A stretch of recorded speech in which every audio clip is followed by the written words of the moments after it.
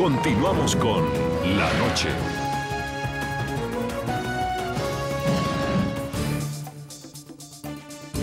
La detención de Antonio Rivero, considerado el primer preso político del gobierno de Nicolás Maduro, ocurrió mientras el mandatario recién posesionado visitó Cuba el pasado fin de semana.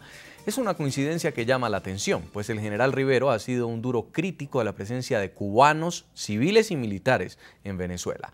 Asegura que en la actualidad más de 183.000 ciudadanos de la isla viven en el país suramericano. En febrero de este año, unas semanas antes de la muerte de Hugo Chávez, el general en retiro, Antonio Rivero, amplió sus denuncias sobre la presencia de militares y civiles cubanos en Venezuela. Unos 210.767 cubanos al 2012, de acuerdo a esas dos proyecciones, pudieron haber entrado.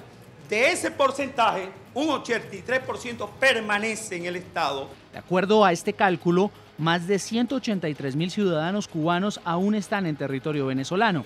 Según la denuncia del exmilitar, los cubanos en Venezuela reciben dinero del Estado venezolano. Los cubanos reciben, de acuerdo al convenio, una paga. Antonio Rivero también denunció que los cubanos tienen importantes posiciones dentro de la burocracia chavista. Tienen cargos directores, tienen directores superiores, tienen cargos directores medios, tienen cargos de empleados. En cuanto a los militares cubanos vinculados con las Fuerzas Armadas Bolivarianas, Rivero mostró estas imágenes de un supuesto agente de la isla que viajaba en un helicóptero militar hacia una base venezolana. Y luego otras imágenes donde los venezolanos comparten información con sus pares caribeños. Se les ponen unas cartas de situación. ¿Qué son unas cartas de situación? Son unas cartas de operaciones militares que solamente se inscriben dentro del secreto militar. ¿Por qué? Porque contienen información relativa a la organización, despliegue, organización, equipamiento de los militares en una situación, una posición defensiva de nuestro país. Rivero denunció que hay 300 militares cubanos en el fuerte Tiuna de Caracas, la instalación militar más importante de Venezuela. Una fuerza de ocupación en territorio nacional, lo cual implica prácticamente una invasión. El general en retiro, como líder político del partido opositor Voluntad Popular, explicó que esta presencia cubana significa una pérdida de soberanía y de oportunidades para los venezolanos. Llamo al venezolanismo, no llamo a un nacionalismo trance, a un chauvinismo, pero necesitamos integrarnos, necesitamos unirnos en razón de esto. Necesitamos demandar esto ante el régimen actual. 2 meses después de estas denuncias, Rivero fue detenido y está siendo procesado por los delitos de instigación al odio y asociación para delinquir. Una de las pruebas principales del oficialismo contra Rivero es este video, en el que el general en retiro estaría dando instrucciones a un grupo de opositores que protestaba el 15 de abril, un día después de las cuestionadas elecciones presidenciales que, según el Consejo Nacional Electoral, ganó Nicolás Maduro. Luego de escuchar las fuertes denuncias de Rivero, vale la pena preguntar por qué fue detenido el exmilitar justo el mismo día en el que Nicolás Maduro realizaba una visita de Estado al dictador cubano Raúl Castro. ¿Hubo lugar a la coincidencia? Lo cierto hoy es que Rivero está detenido en los calabozos del SEBIN en Caracas y ya anunció el inicio de una huelga de hambre.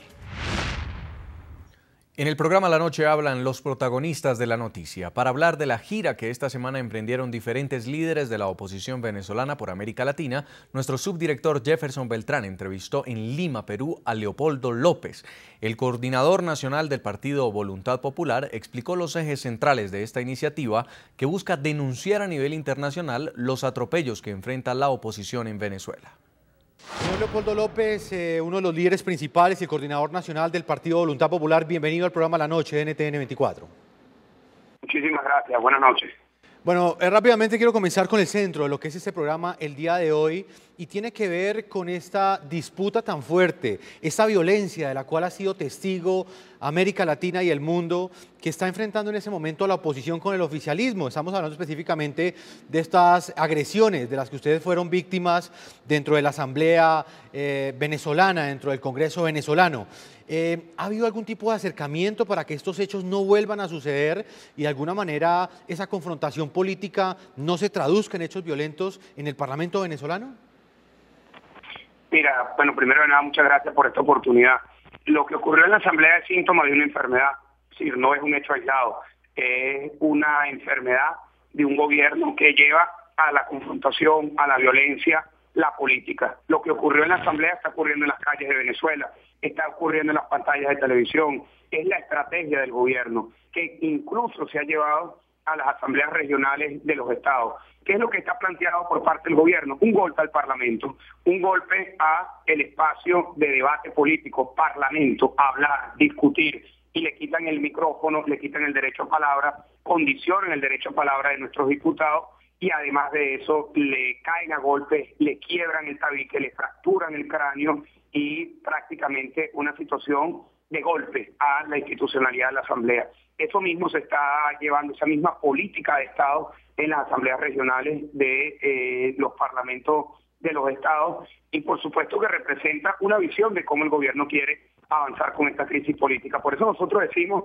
que lo del Parlamento es un síntoma, no es un hecho aislado, y lo que está alrededor de toda esta intención del gobierno es buscar aniquilar, buscar estrangular ese sentimiento de cambio que representa hoy más de la mitad de los venezolanos y que se expresó de una manera clara el 14 de abril en las elecciones presidenciales.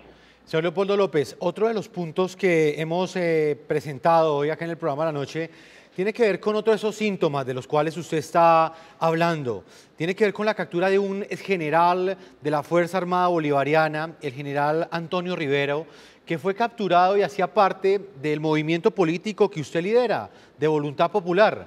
Expliquémosle, por favor, a nuestros televidentes de América Latina, a juicio de ustedes, por qué la captura del general Rivero es completamente ilegal. Bueno, primero brevemente, ¿quién es el general Rivero? Antonio Rivero, un hombre que se desempeñó dentro de la Fuerza Armada durante 30 años, fue director nacional de Protección Civil del gobierno de Chávez, fue reconocido por todo el país como uno de los pocos funcionarios públicos del gobierno de Chávez que era amplio y fue reconocido por su trabajo. Él pide la baja del ejército venezolano luego de haber hecho una denuncia en las instancias internas y de no haber sido escuchada sobre la presencia de 300 oficiales cubanos en puestos estratégicos de la Fuerza Armada Nacional. Eso fue hace 2 años. Él cuelga el uniforme, sale del ejército venezolano y se dedica activamente a la política. De hecho, es un miembro electo de la dirección nacional de nuestro partido. Él continúa, luego de haber hecho la denuncia en las instancias internas del ejército, haciendo estos señalamientos. Los amplía con la información de la penetración cubana en el Estado venezolano, no solamente en la Fuerza Armada, en el Ministerio Interior y Justicia, en todos los ministerios, en la estructura de identificación, en los programas de alimentación, es decir, una penetración del Estado cubano dentro del Estado venezolano. Y es por esta razón, no tenemos ninguna duda que es por esta razón que a él lo buscan incriminar, le montan una emboscada legal, comunicacional, incluso utilizando la cercanía que tenía de amistad Antonio Rivero, con quien es hoy el ministro de Interior y Justicia, quien le tiende una emboscada, lo invita a conversar en calidad de amigos, y cuando está sentado en la oficina, luego de haberle ofrecido un café, entran 5 personas y le entregan una boleta de encarcelamiento. Es decir, la manipulación, la manera como se tuerce la verdad y cómo se manipula la justicia en Venezuela, está todo plasmado en el caso de Antonio Rivero. Antonio Rivero tomó la decisión de ir a una huelga de hambre, una decisión compleja, difícil, pero que es una expresión de la indignación de él y de miles de personas que lo estamos acompañando en esta lucha por la justicia. El general Rivero está acusado de concierto para delinquir, por asociación para delinquir. También está siendo investigado por instigación, según lo que nosotros hemos podido leer en los informes de la justicia venezolana. Pero pues usted nos está planteando que lo que realmente esconde esta detención es esa información, esas denuncias que él ha hecho sobre un secreto a voces que ha habido desde hace muchos años en Venezuela y tiene que ver con la infiltración o con la presencia de más de 210.000 cubanos en territorio venezolano. Muchos de ellos hacen parte de estas misiones médicas, muchos de ellos han sido presentados como integrantes de misiones sociales del gobierno gobierno cubano, pero hay otros que juegan un papel muy importante, según ustedes, en la seguridad, en términos de seguridad política, lo que pues, el presidente Chávez lo llamaba así. Específicamente, ¿qué información tienen ustedes sobre eso? ¿Son los cubanos los encargados de instaurar algún tipo de persecución contra la oposición? ¿Son ellos los encargados de hacer toda esta red que de alguna forma ustedes han venido denunciando y que ha venido creciendo en términos de persecución política en los últimos años? Mira, la penetración cubana en Venezuela es como tú dices, un secreto a voces, que incluso llega al punto que cuando un venezolano va a solicitar una cédula de identidad o un pasaporte, es atendido por un funcionario cubano. La política de seguridad alimentaria es manejada por una viceministro del gobierno cubano. En la Fuerza Armada hay una penetración a todos los niveles de oficiales cubanos. Eso es algo conocido. Nosotros lo hemos venido denunciando. Quien estaba a la cabeza de esa denuncia con precisión, con señalamientos concretos de lugares, horas, reuniones, costos a la nación, violación de distintos artículos de ley, era Antonio Rivero. Y por eso le están pasando esta factura. Uno de los graves problemas que nosotros estamos enfrentando como país es la pérdida de soberanía, es la entrega a intereses extranjeros de lo que es el destino de nuestro país.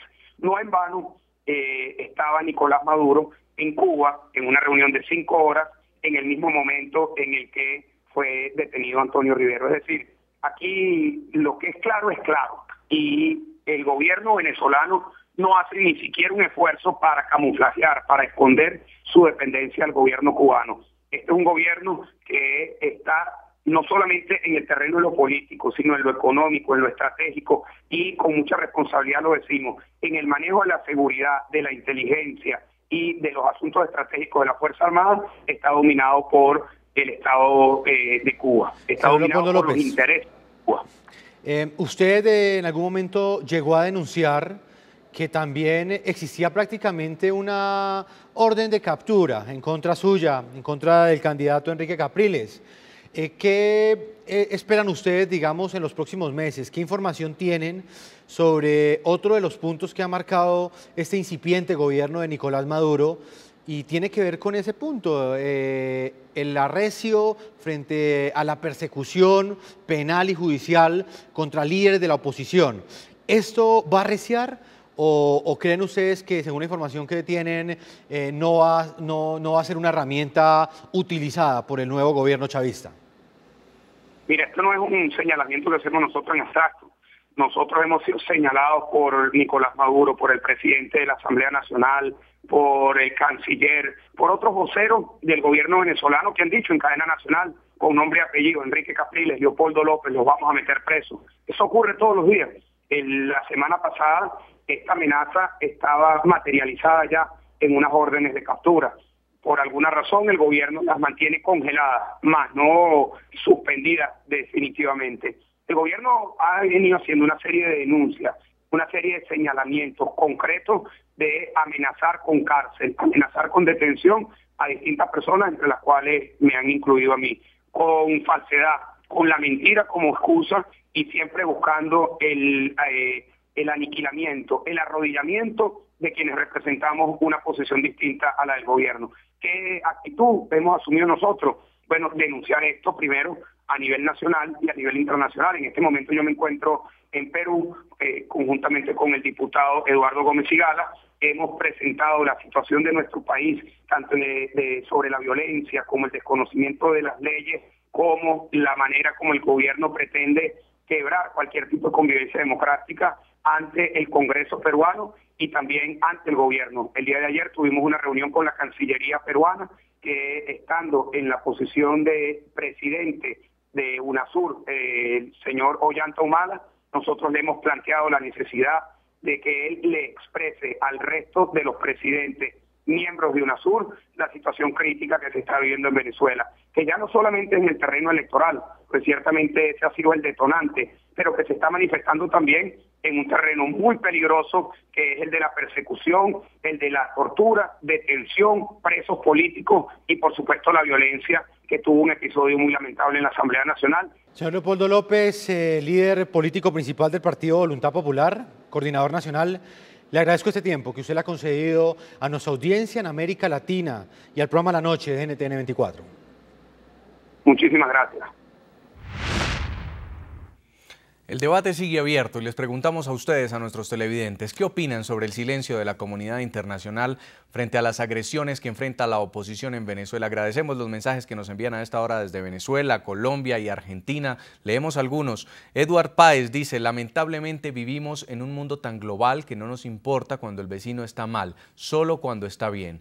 También nos escribe Carlos Pescador, dice, la mayoría tiene intereses creados y rabo de paja, por eso no se atreven a enfrentar la verdad, porque les puede devolver el tiro.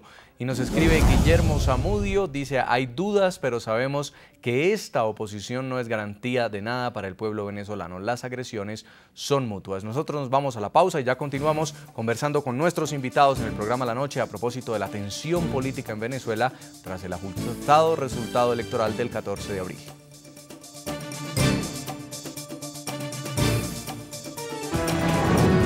Ya regresamos con La Noche.